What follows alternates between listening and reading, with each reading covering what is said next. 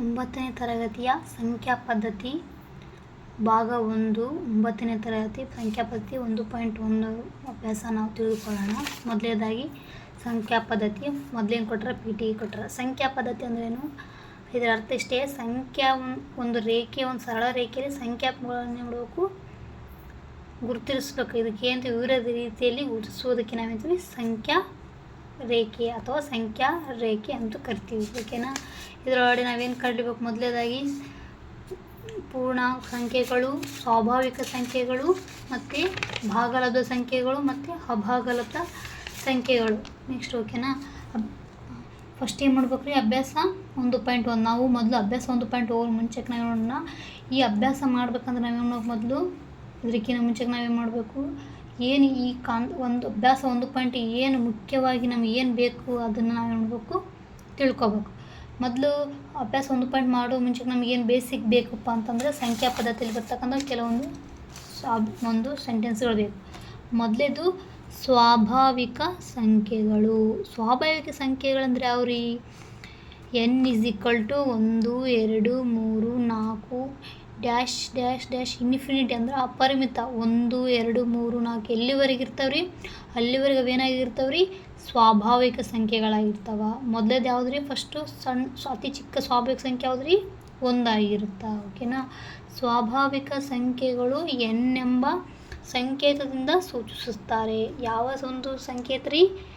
n ಎಂಬ ಅಕ್ಷರದಿಂದ ಸೂಚಿಸ್ತಾರೆ ಸ್ವಾಭಾವಿಕ ಸಂಖ್ಯೆಗಳನ್ನು. ಕಾಮನ್ ಆಗಿ n ಅಂದರೆ ಏನು ರೀ? ಇಂಗ್ಲೀಷ್ನಾಗ ನ್ಯಾಚುರಲ್ ನಂಬರ್ಸ್ ಅಂತಾರೆ. ಸ್ವಾಭಾವಿಕ ಸಂಖ್ಯೆ ಏನಂತಾರೆ?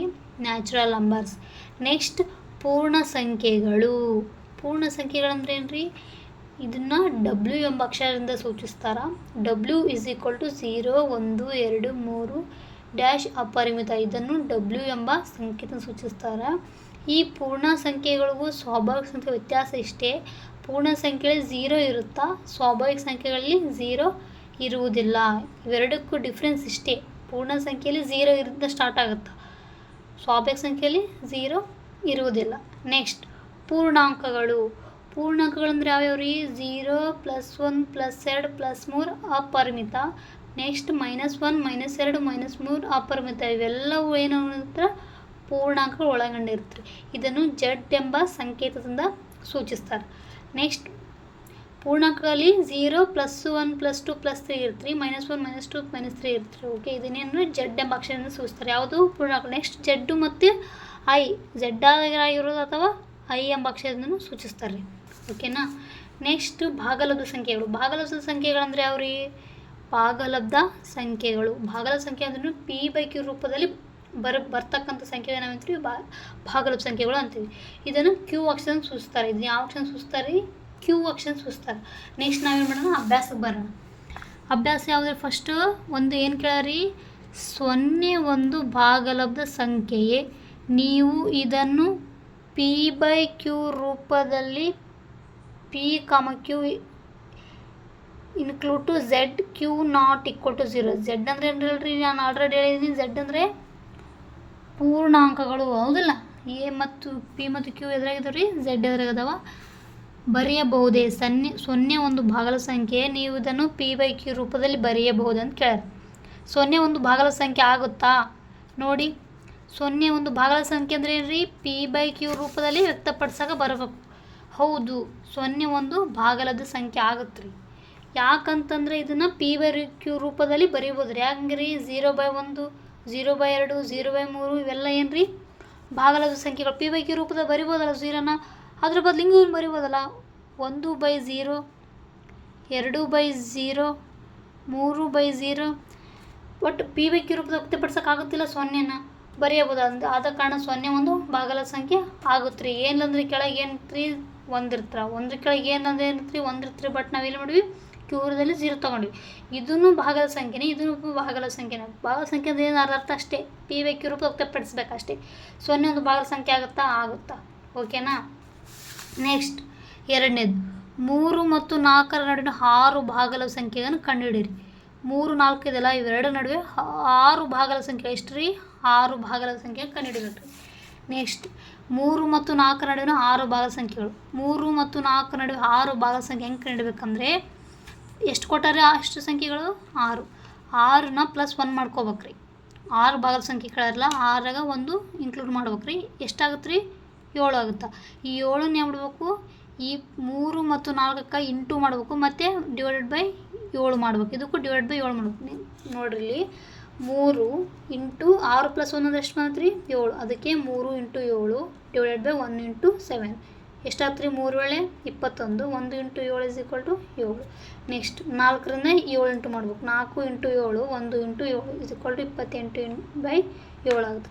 ನೆಕ್ಸ್ಟ್ 21/7 28/7 ಇವೆರಡರ ನಡುವೆ ಎಷ್ಟಿದಾವೆ ನೋಡಿರಿ? 21/7 22/7 23/7 24/7 25/7 26/7 27/7 28/7 ಎಷ್ಟಿದಾವೆ ರೀ ಭಾಗದ ಸಂಖ್ಯೆಗಳು? ಇವೆರ ನಡುವೆ 1 2 3 4 5 6 ಭಾಗದ ಸಂಖ್ಯೆಗಳು. ಇವೆ 6 ಭಾಗದ ಸಂಖ್ಯೆಗಳಾಗಿರ್ತವೆ ರೀ. ಎರಡನೇ ಕ್ವಶನ್ಗೆ ಆನ್ಸರ್. ನೆಕ್ಸ್ಟ್ 3ನೇದು ಏನು ಕೇಳಾರಲ್ಲಿ? 3/5 ಮತ್ತು 4/5 ಇವುಗಳ ನಡುವಿನ 5 ಭಾಗಲಬ್ಧ ಸಂಖ್ಯೆ ಕಂಡುಹಿಡಿಯಿರಿ ಅಂತ ಕೇಳ್ಯಾರ. ನೆಕ್ಸ್ಟ್ 3ನೇದು ಏನು ಕೇಳ್ಯಾರಿ?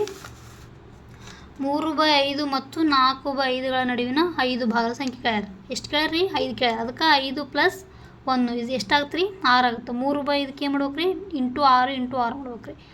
ಹೌದಿಲ್ಲ ರೀ? 5 + 1 ಎಷ್ಟು ಕೇಳ್ಯಾರ ಭಾಗ ಸಂಖ್ಯೆ, ಅದನ್ನ ಏನು ಮಾಡಬೇಕು? 1 + 1 ಎಕ್ಸ್ಟ್ರಾ ತೊಗೋಬೇಕು ರೀ. ಒಂದು ಕೂಡಿಸ್ಬೇಕು ರೀ. 6ನೇ ಮಾಡ್ಬೇಕು, ಅಂಶ ಛೇದಕ್ಕೆ 2ಕ್ಕೆ ಏನು ಮಾಡ್ಬೇಕು ರೀ? ಇಂಟು ಮಾಡ್ಬೇಕು ರೀ. 3 × 6 5 × 6 ಎಷ್ಟಾಗುತ್ತೆ ರೀ? 18/30. 4 × 6 / 5 × 6 ಎಷ್ಟಾಗುತ್ತೆ ರೀ? 24/30. 18/30 24/30 ನೋಡಿರಿ ಎಷ್ಟಿದಾವೆ ರೀ? 19/30 20/30 21/30 22/30 23/30 24/30 ಎಷ್ಟು ಬಂದವ್ರಿ? 1 2 3 4 5 ಭಾಗದ ಸಂಖ್ಯೆಗಳು ಬಂದಿದ್ದಾವಿಲ್ಲ ರೀ? 3/5 ಮತ್ತು 4/5ಗಳ ನಡುವಿನ ಭಾಗದ ಸಂಖ್ಯೆಗಳು. ನೆಕ್ಸ್ಟ್ 4ನೇ ಕ್ವಶನ್ ಏನು ಕೇಳ್ಯಾರಿ? ಈ ಕೆಳಗಿನ ಹೇಳಿಕೆಗಳು ಸರಿಯೇ ಅಥವಾ ತಪ್ಪೇ ಎಂಬುದನ್ನು ಕಾರಣ ಸಹಿತ ತಿಳಿಸ್ಬೇಕು ರೀ. ತಪ್ಪೋ ಸರಿಯೋ? ಪ್ರತಿಯೊಂದು ಸ್ವಾಭಾವಿಕ ಸಂಖ್ಯೆಯು ಒಂದು ಪೂರ್ಣ ಸಂಖ್ಯೆಯಾಗಿದೆ.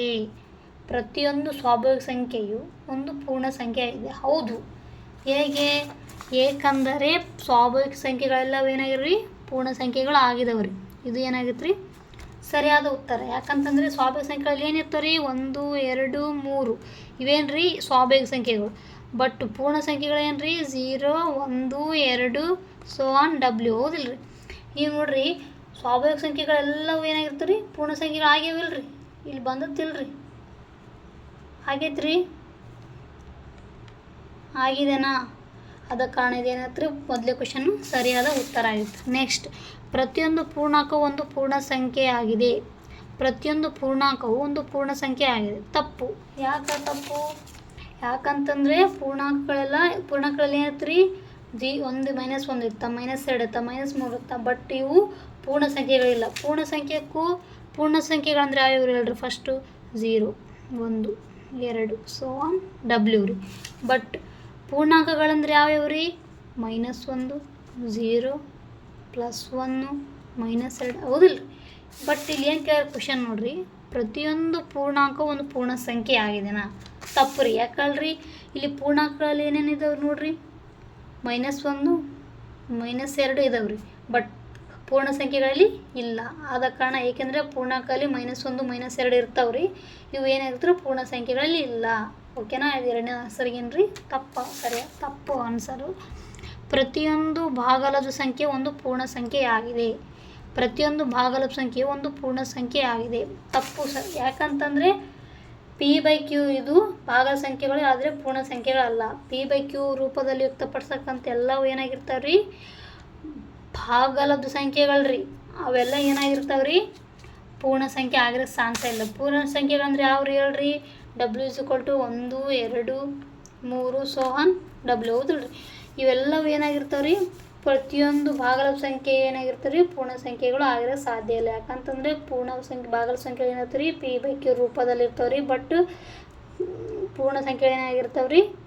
P/Q ರೂಪದಲ್ಲಿ ಇರುವುದಿಲ್ಲ. ಆದ ಕಾರಣ ಪ್ರತಿಯೊಂದು ಭಾಗಲಬ್ಧ ಸಂಖ್ಯೆಗಳು ಪೂರ್ಣ ಸಂಖ್ಯೆ ಆಗಿರೋಲ್ಲ. ಪ್ಲೀಸ್ ನಮ್ಮ ಚಾನಲ್ ಸಬ್ಸ್ಕ್ರೈಬ್ ಮಾಡಿ. ನೆಕ್ಸ್ಟ್ ನಾಳೆ ಅಭ್ಯಾಸ 1.2 ಹೇಳ್ತೀನಿ. Thank you.